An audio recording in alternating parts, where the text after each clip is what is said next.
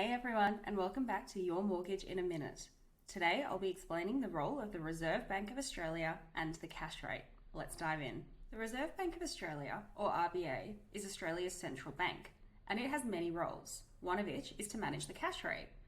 The cash rate determines many things, one of which is how much banks need to pay to borrow money off each other overnight, which they often do to meet liquidity requirements. When the cash rate is high, so too is the cost of doing business for banks. Banks and lenders, therefore, tend to charge higher interest rates to borrowers so as to recoup these extra costs. When the cash rate is low, however, they tend to be able to afford to charge borrowers lower rates of interest. The cash rate can influence inflation as it impacts supply and demand within the economy. The RBA aims to keep inflation within its target range, as too much inflation can hurt consumers and too little inflation can stall economic growth. So, in 2020, when inflation was low, so too was the cash rate. And in 2022, when inflation picked up, the RBA hiked the cash rate. To compare competitive home loan interest rates on the market right now, head to yourmortgage.com.au.